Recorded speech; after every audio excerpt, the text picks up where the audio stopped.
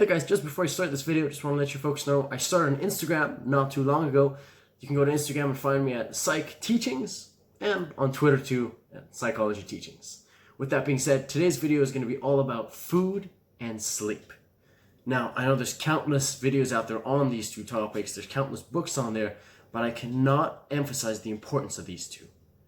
And the reason why I really wanted to make this video was everything that we do in our day, the foundation, the framework, this house is built on these two things, right? Let's say you have a bunch of goals you want to go on and do and accomplish, and imagine you haven't been eating well, right? All it takes is just a little bit, you're not getting enough sugar, not getting enough glucose, and in medical terms, you would call that hypoglycemia, right? Where you're not getting enough intake of sugar, you can feel faint, you can feel energyless. Now you're way more likely to go lie down on that couch and relax and not want to get anything done. Not to mention, one of the most best things that I heard about food was any food that you eat that makes you feel good and amazing and energetic afterwards, you want to go out and take on the world and then some, that's what you want to be putting into your body, right? Now, obviously, every once in a while, that deep fried stuff tastes really good too, but all in moderation, right? So, how sleep plays a factor into this is, as humans, we all have our different needs to a certain extent. If I might need 8 hours to function well and feel good, my friend might only need 6 hours. This is my question to you. When was the last time that you woke up feeling refreshed? And I place extra emphasis on that word refreshed because there's a certain peak that you hit in sleeping, right? So we're sleeping, we're going through the different stages of sleep. First stage, second stage, third stage, going through the alpha waves, right? The basics, all the way into the delta waves, which is a really deep sleep.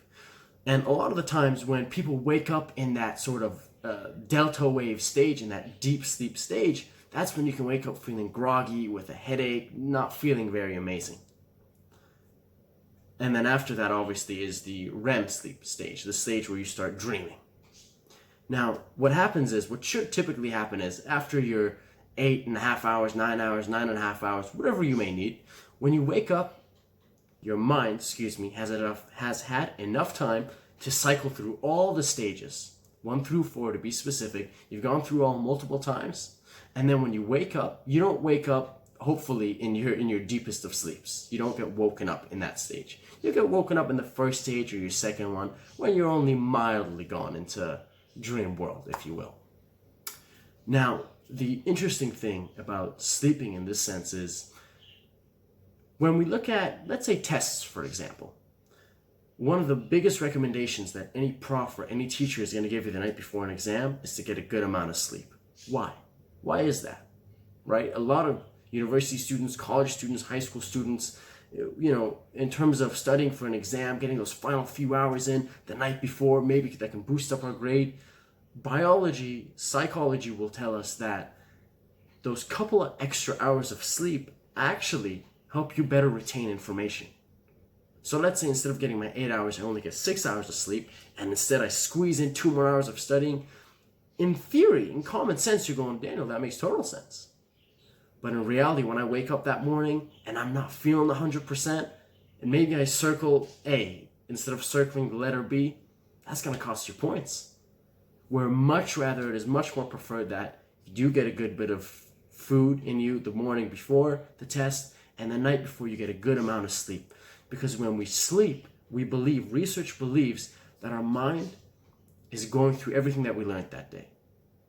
That our mind is subconsciously replaying the day from the morning that we woke up, the people who we interacted with, the things that happened.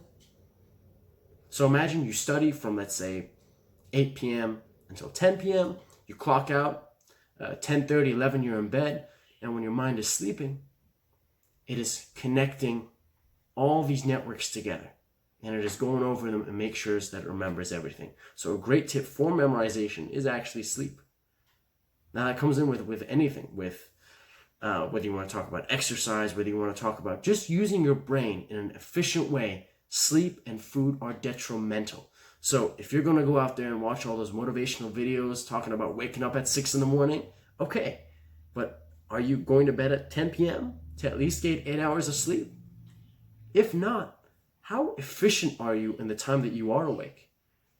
Wouldn't you rather want to get your 8 to 9 hours of sleep, and then when you do any sort of activity, you're there 100%, rather than only giving it 50% because you didn't get enough sleep? And the same thing applies to food. So no matter what happens, folks, when you're going throughout your day, you want to accomplish your goals, remember, try not to skip your meals, even when you're on diets and whatnot. Just make sure you're getting the basic intake. You're getting your basic proteins, your fats, your carbs, however you want to get them. So I hope you enjoyed the video, guys. My name is Daniel. This is Psychology Teachings. Leave a like, subscribe, and we'll see you next week. Take care.